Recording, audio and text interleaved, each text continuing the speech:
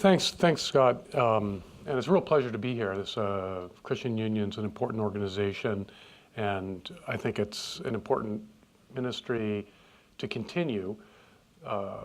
Growth in the life of faith is a lifelong enterprise, not something that you do between 18 and 22, but not by a long shot. So it is, it's extremely important for us to grow in faith throughout our lives. And I think when I look at my own life, that it was really not so much in college. It was probably, I think, in my own, when I was in my 30s, that I think that I experienced the most profound deepening of my own faith. Children, of course, have a big effect on that, as well as it's just a certain, maybe I was just immature in my 20s, and it really wasn't until I reached my 30s. So my encouragement to you to continue, with the spiritual disciplines and prayer, scripture study, and so on, that are the foundation of any vital, ongoing spiritual life. So my encouragement to you. Inequality. I want to talk about inequality. We hear a lot about income inequality. That's something that the last electoral cycle really brought to the fore. It's in the news all the time, and it really reflects a long-term trend that over the last 30 to 50 years, we know, I think I'm not telling people that they don't know, that the top decile of earners have seen increases in real income, whereas people in the bottom half have stayed flat. And without the redistribution through things like the Earned Income Tax Credit, household income would have fallen in that 30 to 50 year period. So we hear a lot about that. And sort of the Bernie Sanders phenomenon emphasized that, and to a certain extent, the Trump phenomenon as well. And there are some secular trends that are behind this that commentators point to. Technology devalues manual labor, and it increases the value of education. We move from manipulating things, if you will, to manipulating information. So when I was a grad student, I toured a steel mill in Indiana Harbor, which is south of Chicago. And you go to this steel, to the mill, and there's just vast stretches of vacant land. And what used to employ 40,000 men now employs about 4,000. But I was told by the person giving me the tour that they actually make more steel now than they made at their peak employment in the 1950s. And also globalization also alters the value of labor, increases labor competition on a global scale, and also increases the value of those who are adept at managing large enterprises. So we know that basically the problem, however, that I think we've become more aware of over the last year, 2016 was a year when I think a lot of people opened their eyes and realized that our country is no longer united by a kind of large, all-encompassing middle class. That what we used to take for granted as the ballast in our cultural, social, political system is much diminished. And it's eroded, actually, in both directions. It's eroded up and it's eroded down. And so now, just in a rough way of thinking about it, thinking about this in 2017, we have a culture in which the top 20% or so of society thrives. The bottom 30% of our society is dysfunctional and fails to thrive, and the middle 50% is very anxious. And so, to me, that's a kind of that's not a healthy situation for a society to have the bottom 30% in a kind of state of chronic failure, and but even more importantly, or just as importantly, to have the middle be in an anxious position of not really knowing whether it's going to be whether it's going to fall increasingly down into that that chronic that cohort of chronic failure.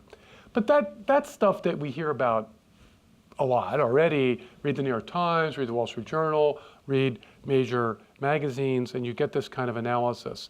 What I think is not adequately identified by the secular press is a moral or cultural inequality that parallels, and in many ways is engaged in a kind of vicious circle with economic inequality. So that's what I want to talk about, is the moral or cultural inequality. Because we've been through a long season over the course of my lifetime. I was born in 1959, and over the course of my lifetime, we've been in a long season of cultural deregulation. And that's been, I think, one of the defining cultural features. We've got, really sort of unlimited access to pornography, the normalization of drug use, and now increasingly in some states, legalization of marijuana, kind of new sexual morality, redefinition of marriage, and even an attack on the very distinction between male and female. So this kind of atmosphere of deregulation, I like to say that to my secular friends who are liberals, I say, well, what happens when you deregulate the economy? And they worry that in a deregulated economy, the strong flourish and the weak suffer. Because in an economic competition, whoever's got the most, resources or talent will rise to the top in a deregulated market, and those who have less will tend to fall. And I say, exactly. What's the problem with cultural deregulation? The strong flourish and the weak are harmed. Well, it's sometimes hard to sort of spell out how that's possible, but we do know there's some serious warning signs out there. I think it was in 2016, fall of 2016, that two Princeton economists, Angus Deaton and his wife Ann Case, published an article about the striking rise in the mortality rates, or let's call it, maybe more accurately call it, the decline in life expectancy for white working class Americans. And so these are folks with a high school degree or less in some instances that are experiencing, which is kind of shocking in the rich world, that you have, and it's not just by a little, it's actually by quite a lot. I think it's 3 or 4 year decline in life expectancy for white women without without anything more than a diploma, high school diploma, or I think it's about 3 years or something like that for men. And then they followed up with another paper which got released last month saying that things are even worse than they had thought they were. And they started disaggregating the causes of death. And the big driver in decreased life expectancy is what they call the deaths by despair, is the term that they use. And these are drug overdose death, let's see if I get this right, alcoholism-related deaths, and then you have adult onset diabetes type deaths. So people who are either engaging in self-destructive behavior or are negligent, they're not taking care of themselves, even to the point of compromising their health at this fundamental level. So this is not good. And if you look at drug overdose death, it is now, I think, twice as many people die of drug overdose deaths in the United States than die in traffic accidents. And this is related to cultural deregulation. So suicide is up in the United States, and it's up the most in Oregon, which is the state that legalized doctor-assisted suicide. So as we deregulate our culture, we normalize dysfunctional behavior, or at the very least, we don't want to judge it, and so there's an atmosphere of non-judgmentalism. So it strikes me as a judgment on our elite society. The Christian Union its ministry is to nurture Christian faith for students at elite universities. And it's a kind of judgment on elite universities that that there's not attention to this issue. I mean, at Yale, they don't have a Dignity of the Workers Week. They don't even have a Save the Planet Week. Instead, they have Sex Week. And there's something going on here about the deregulation project being so warmly affirmed at elite universities, at elite institutions. That has caused me, as a having spent my time in that environment, sort of wonder what is going on here, that elite institutions so warmly embrace the deregulation of culture.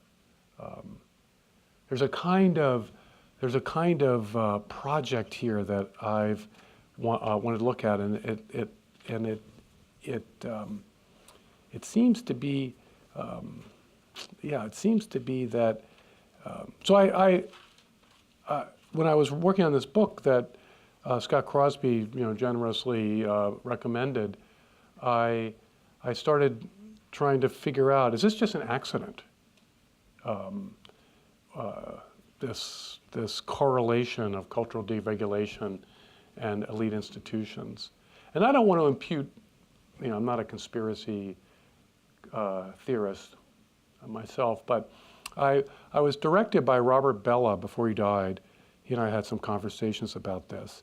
And I said to him that this whole deregulation process seems to be sort of really tough on people who are vulnerable, and sort of okay for people who have a lot of social, they're well-disciplined and well-educated. They can kind of do the sort of careful calculation, a little hedonism, but not too much.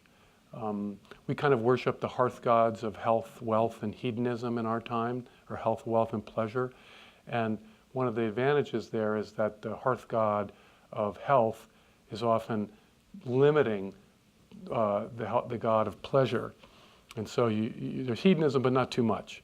Or the wealth god, so you wake up early in the morning to go to the gym, just to honor the health god, and then you go to work. You work until 8 o'clock at night to honor the wealth god, and then you go out with your friends for a glass of very good wine and locally sourced food, and you honor the pleasure god.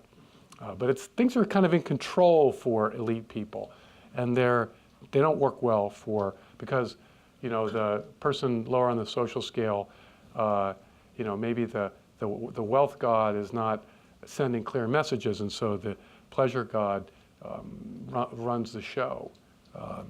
And so I talked to Bella about this, and he directed me towards Mary Douglas. And Mary Douglas is a cultural anthropologist who flourished in the middle of the 20th century, towards the end of the 20th century. Her most famous book is on Purity and Danger. And part of Douglas's genius was to recognize that what we think of as traditional or primitive ways of organizing society are actually very much relevant to our own time, that we have our own taboos and so on and so forth. But in this instance, the material he directed me to was Douglas's own reflections on the Cultural Revolution of the 1960s. And her thesis was that the deregulation of culture is a sort of upper middle class project. And she drew on studies of family structures, family organizational structures, and how do you socialize your children? Jesus said, "Where your treasure is, there is your heart also." I don't want to presume but I certainly don't want to contradict our Lord, but I would add, supplement that by saying that where your children are, there is your heart also. And you can often judge a parent's real social values by what they do and what they expect from their children. And she observed that there are two authority systems that are operative in the 20th century. And there's what she calls restricted code positional authority. And then there's enhanced code, role authority.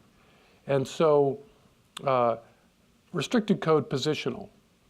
Why can't I dress like a girl because you're a boy? Why do I have to do my homework? Because I said so, or because students have to do those things, or why do I have to get a job?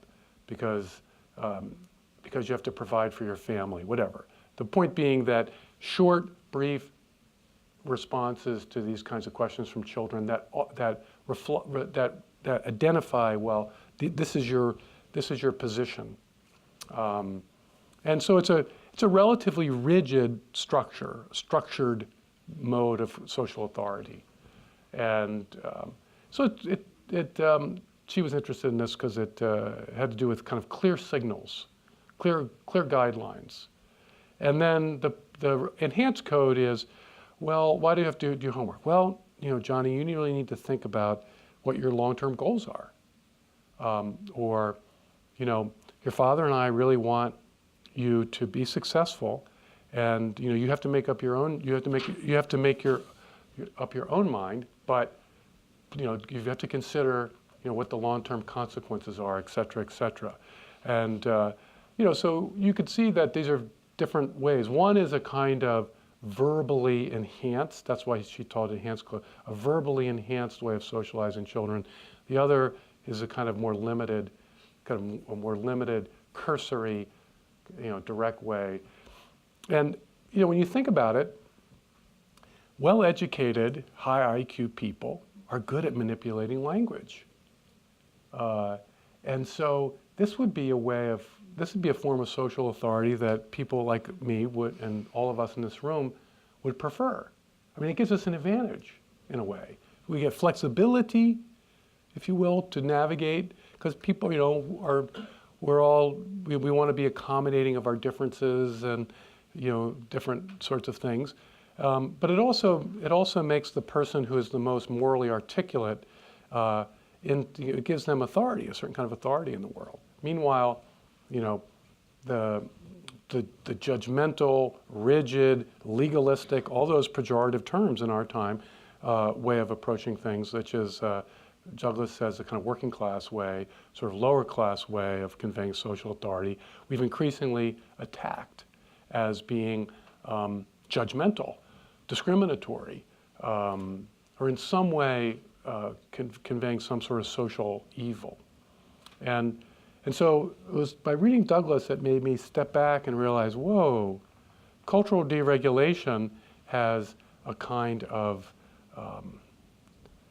is a kind of class war, has a class war dimension to it.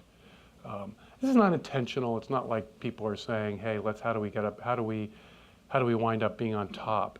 But there's something really perverse about the last 50 years where well-educated, high IQ people are both more likely to flourish in the technological, globalized economic system, and they can stake a claim to being kind of the moral saints because they're adept at this kind of therapeutic, highly verbalized way of navigating moral questions without coming down strongly on moral. So something like moral truth then becomes much more plastic, open. My experience is very few people are moral relativists. They don't say, oh, there's no such thing as moral truth, but they tend to be what I call moral minimalists. They want to minimize moral truths to create the most flexible environment for people to make up their own minds about what they think is right and wrong, and what they think is the best way to live, or what constitutes the human good. And so we're socialized, you guys have probably all in at one stage been socialized to be non-judgmental. And to be non-judgmental is that's a strategy or a socializing strategy to soften and weaken these kind of sharp clear signals about moral right and moral wrong. So yes, you're not supposed to steal. Yes, you're not supposed to murder. So no one's out there saying that those things are okay, or very few people are out saying those things are okay. But with respect to a lot of other things, especially personal morality, we've made it as flexible as possible in our society. And for most progressives who hold this view, they say, I mean, what's the harm, right? What's the harm in expanding people's personal freedom to make up their own mind about any number of different moral questions? Isn't that a gain? Isn't that a positive? It's a win-win. We have a society that's more capacious, more tolerant, more open. But what I think is being neglected and has not been adequately identified, we're only beginning now to even recognize the effects of income inequality, but there's not any appetite in the secular press to look at this question about moral inequality. When Robert Putnam, the book that a lot of people talked about, Charles Murray's book, Coming Apart. I know some people may be aware of that. It came out in 2012 and then followed up, I think a year or two later, by a book by Robert Putnam called Our Kids, about the lack of, but it's funny, he translated it into the lack of upward mobility and opportunity, but he conceived of that almost exclusively in economic terms. But one of the great things about Putnam is that he got his team of sociologists to do interviews with young people, teenagers, people in their teens and early 20s from poor backgrounds, and he recounts a kind of narrative account of what they say. And if you listen to what they say, they actually don't say that the biggest problem I face is that I can't get a job or can't get a high-paying job. The biggest thing that comes up again and again is my life has no dignity, that I cannot be a faithful parent, that my parents are absent, and there's a kind of poverty of love rather than a poverty of wealth that seems to afflict them the most. This one young man, grew up in black kid, grew up in a ghetto, violent, and he's trying to be a decent person and not live a life that's kind of a kind of Hobbesian war of all against all. So people want decency, dignity, and love, and that seems inaccessible to them. So this strikes me as the crisis of our time. Yes, unemployment is a problem for the bottom 30%. But if you look at marriage, which is collapsing in the bottom half of society, and out-of-wedlock births for the Black American out-of-wedlock births has been a problem for 2-3 generations, but now it's broadly a problem throughout the bottom half of society, with out-of-wedlock births now around 40% for society as a whole. And in spite of the fact that you read about Hollywood stars who have their children without the benefit of marriage, the fact of the matter is for people in the top 20% of society, illegitimacy is a vanishingly small percent of childbirth. So it's just, people in our social set have figured out that marriage is an important institution. They may not hold a Christian view of marriage. They may have reverted to a more ancient view of marriage, but there's a strong consensus that marriage is very important as a stable foundation for raising children and passing on to children the advantages that you have. So, I mean, it's really quite striking how, divorce rates went up in the top 20% of society and after the divorce revolution in the early 1970s, but has crept down and is now somewhat higher than it was in the 1950s, but not a lot higher than it was in the 1950s. I don't know about people in this room, but I kind of, when I started thinking about this 3 or 4 years ago, I realized I do have friends that are divorced, but very few of my friends are divorced, or my wife's friends are divorced. And this is a group of people who are I'm kind of, my wife and I are outliers in terms of our religious commitment in that cohort of people. So marriage and then church going, that's another thing that's collapsed is collapsing in the bottom third of society. It's you're more likely to go to church if you have a college degree than if you don't have a college degree in the United States. So it's so two foundations of, if you will, moral spiritual foundations. I think marriage and the church going are two foundations that are more than just having money in the bank. These have profound spiritually stabilizing effects for people and give them a sense of purpose and hope, as well as guidance and focus for their lives. They're both very much in decline in the bottom half of society.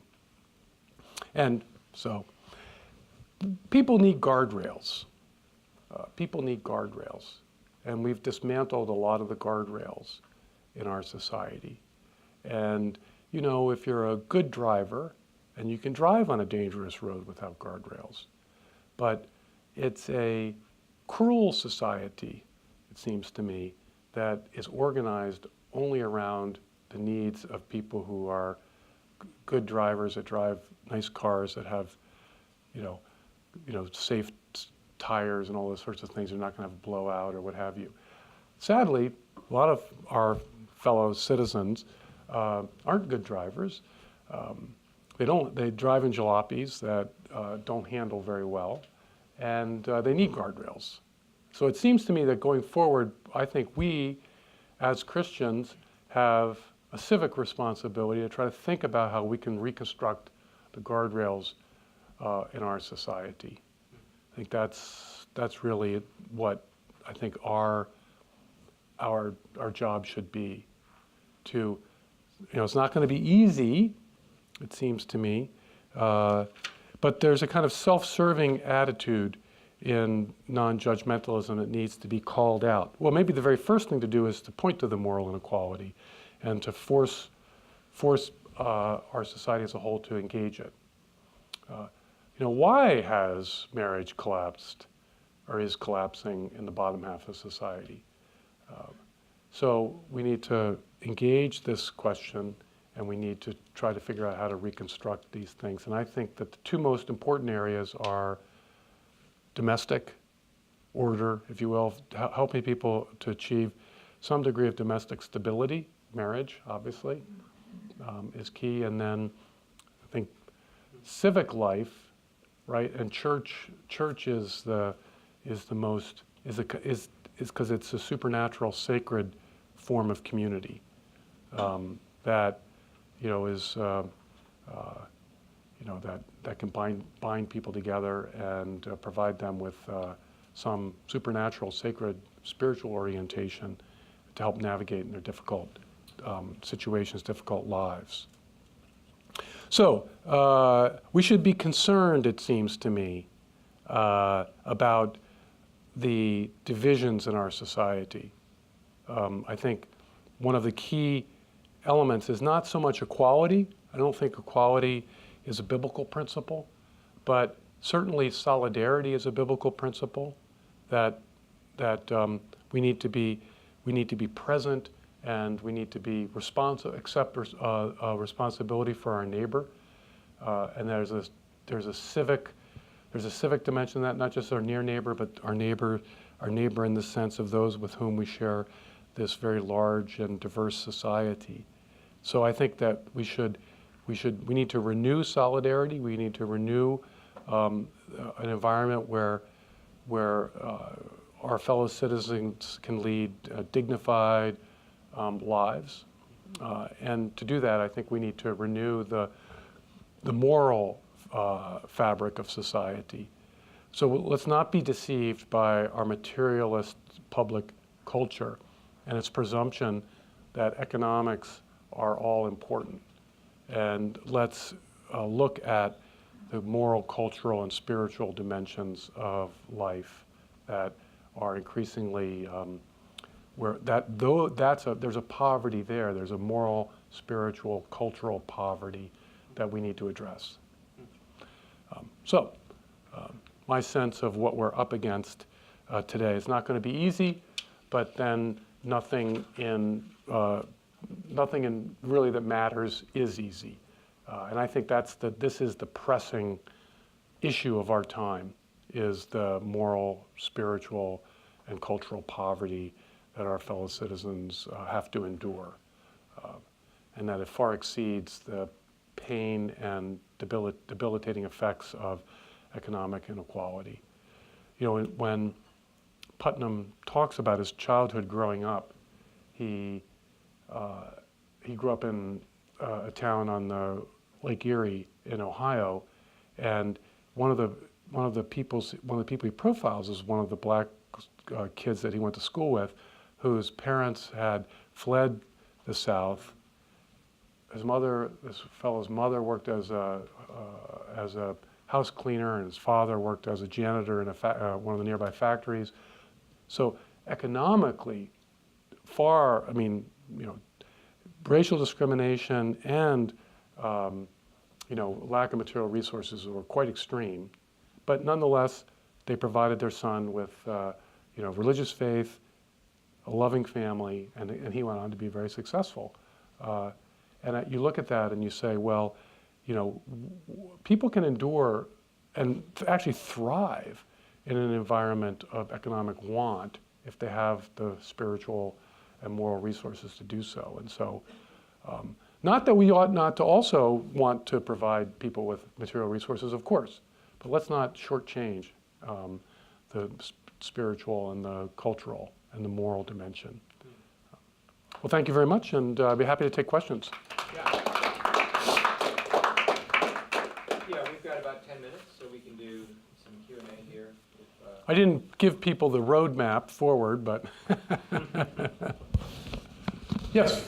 So we talked about how marriage is important and how we should strengthen that, and I think having that idea pitched to the lower class or just society in general would be people might listen. But what if, in proposing a solution to that, people say, well, marriage, let's define marriage, and let's include same-sex marriage, and let's include all these other things with this mind that we're going to be strengthening the institution of marriage for the benefit of society. So what if that sort of a thing happens? How do we talk about that, especially about addressing personal morality? Yes. No, but we're in a difficult situation because in good conscience, I can't affirm gay marriage.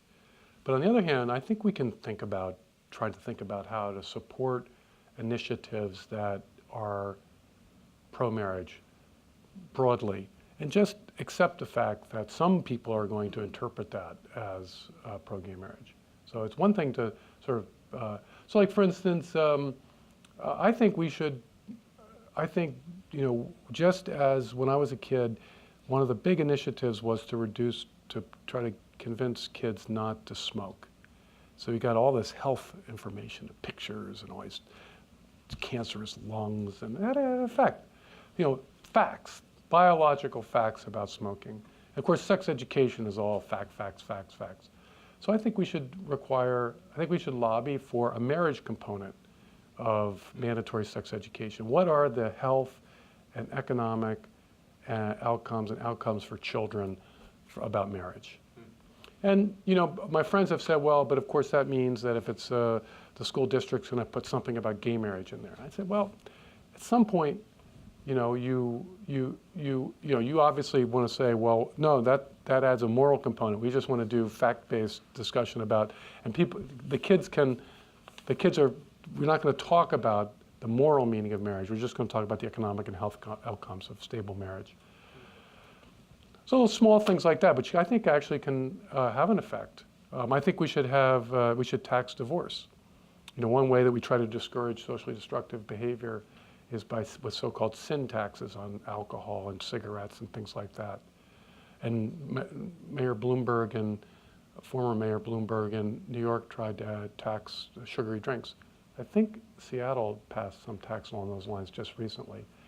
Well, we know that divorce is harmful to children. I mean, this is the social science here is crystal clear. And in that sense, it's harmful to society as a whole. So shouldn't people who are getting divorced pay the social costs? And we should make it progressive, so only rich people pay divorce tax. So it'll be 10% of your net worth if it exceeds $200,000, excluding the house. You know, the law is a teacher, and that just sends a message about what we as a society value. I think that the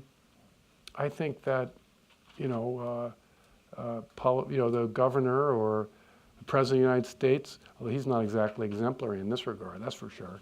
In fact, it seems like a requirement for a high position in his administration that you have to be married at least 3 times.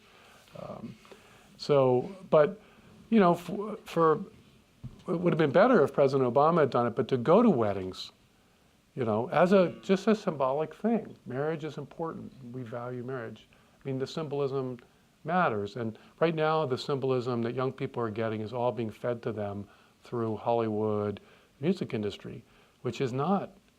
We need to counter that. We need to counter that publicly. We need to tell our leaders, our public leaders, you need to take a stand and not to get on a pulpit and denounce, but symbolically, you know, say, you know, marriage is a wonderful thing. So those are just some of my ideas about how I think we could try to work towards strengthening the culture of marriage. Yeah. Well, first of all, thank you. There's a lot to think about there. And really, this is a conversation that's very stimulating in my mind. And certainly there's a lot of nuances and details to work out in the activity. But there's one criticism or question that I'd like you to deal with for me. And that is, there seems to be a correlation between economics and morality in this current world. Mm-hmm. To what extent do we know that those are independent variables? Or are they not independent variables? So, or you have chicken and egg problems. Yes. Yes. Yeah, I think the social. I've got a couple friends that are, you know, econometricians and things like that. You know, and they have all these fancy statistical techniques to try to disaggregate causes, but they've both said that it's more of an art than a science. So I don't have a solution there. I mean, part of it is that there's some things that are just intrinsically valuable. So, you know, somebody says, well, a recent study has shown that marriage doesn't have as big an impact on, you know, family outcomes, children's outcomes, blah, blah, blah, blah, blah. And, you know, at some point you just sort of say, well, okay, fair enough, but marriage is an intrinsic good. It's not just, I mean, that's the point, is that we can make these arguments about how these institutions, that going to church is good for your health outcomes, higher self-reported happiness for people who go to church, for instance.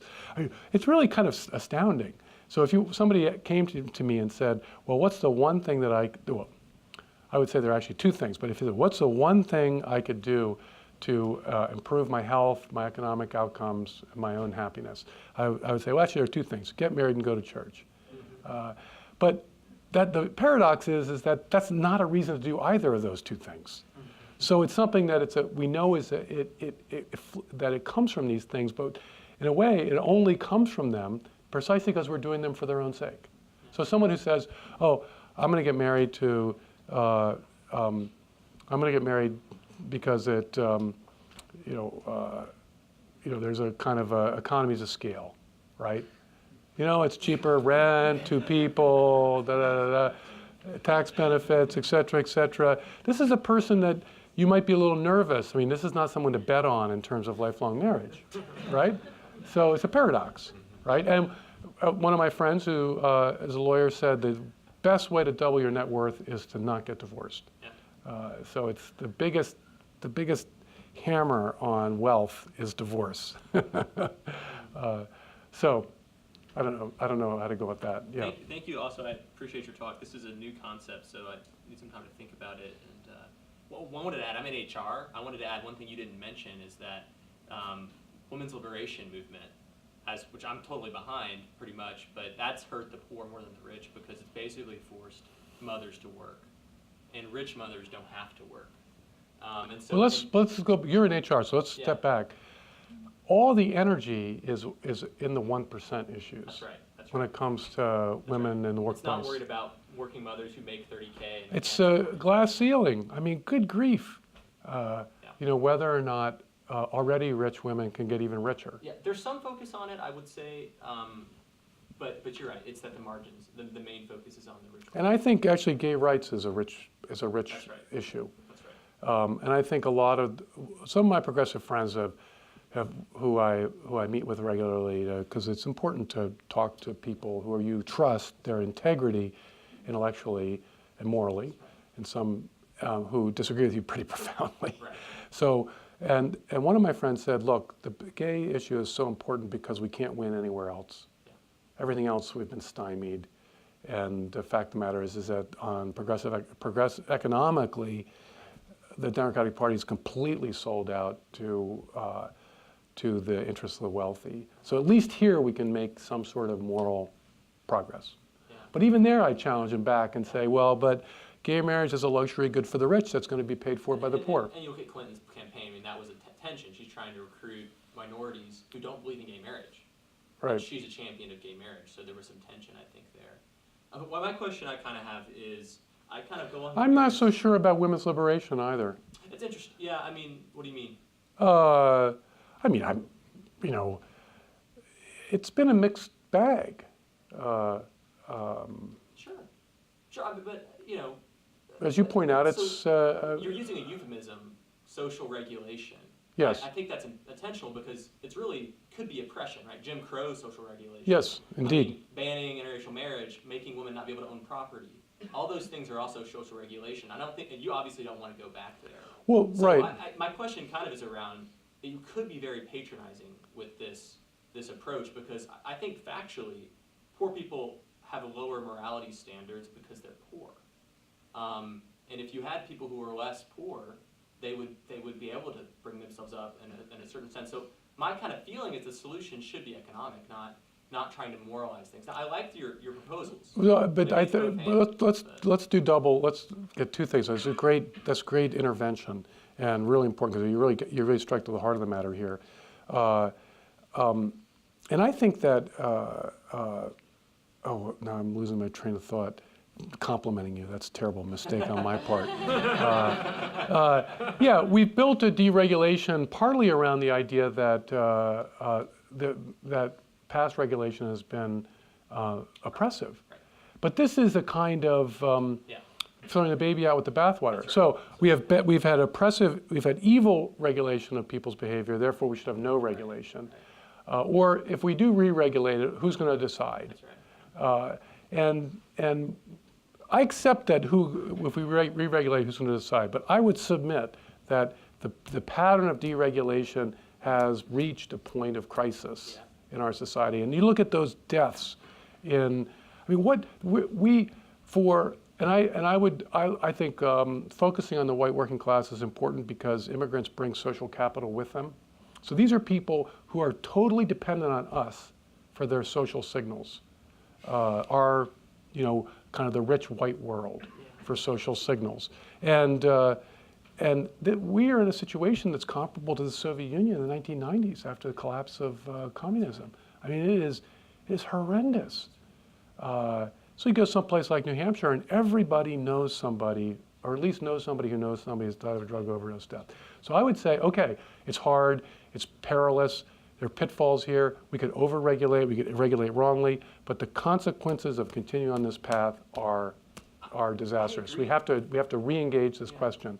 And on the economic one, I'm very suspicious of this because typically what we have heard from politicians for the last generation is education, education, education.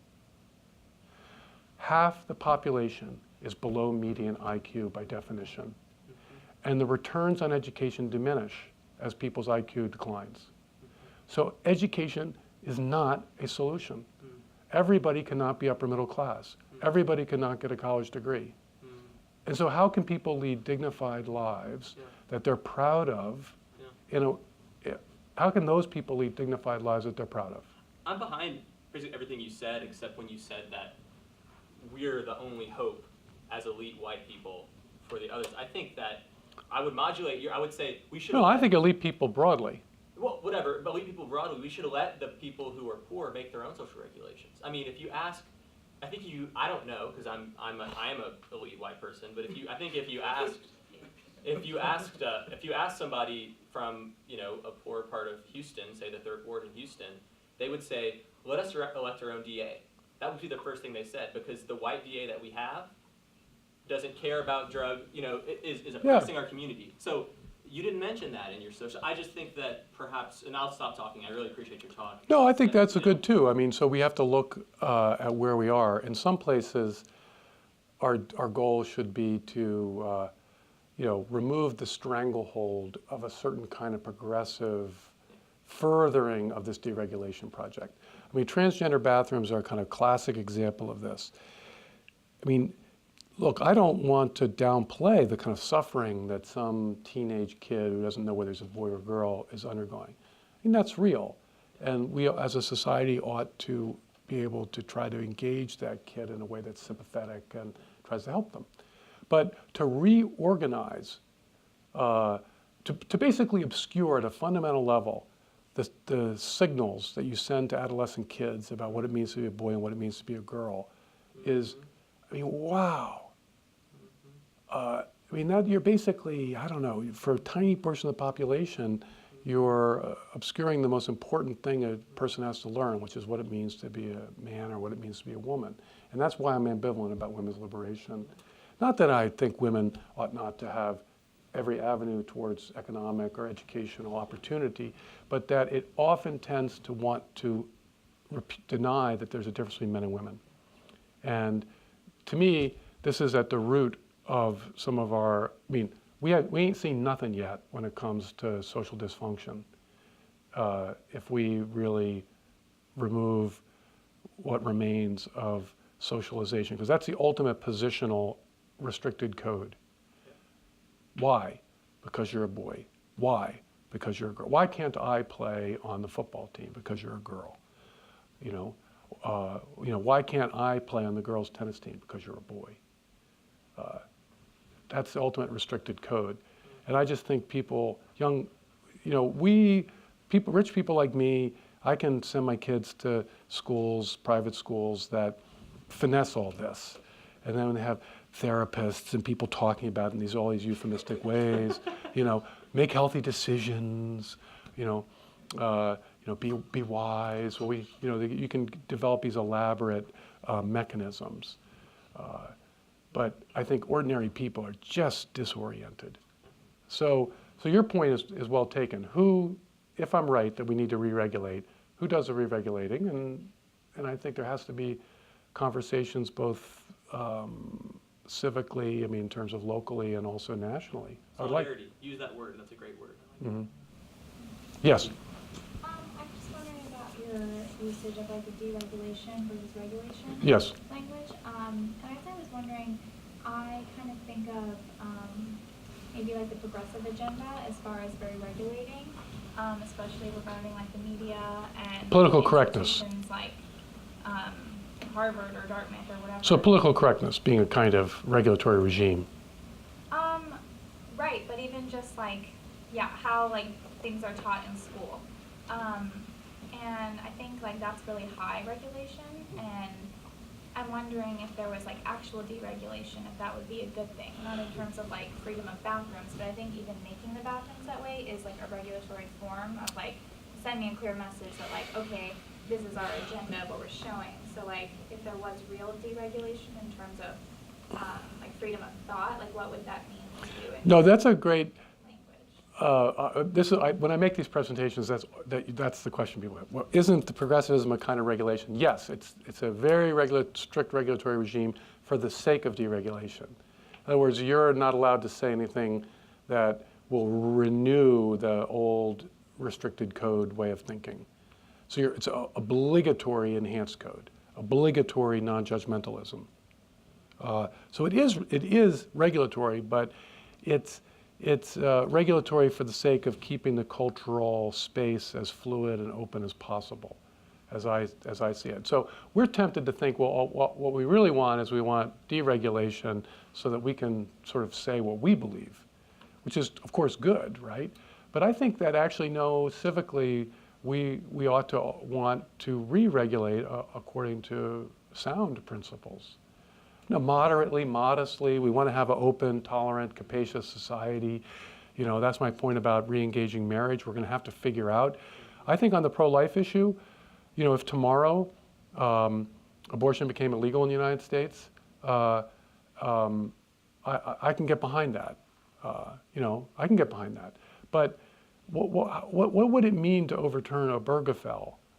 Would that mean that couples that are married are no longer married? I mean, this is a much more complicated, marriage is so much more multifaceted than this raw question about the sanctity of life, which is one reason why people can really convert on the sanctity of life question. It's so it's very laser-like focused on a fundamental human value.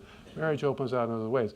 So I think there's an example of where we're going to have to navigate. You guys, you're young, the young people in the room, are going to have to spend your life navigating this in a way that I'm not sure how. But you want to follow up before Scott wants to come on and shut us down.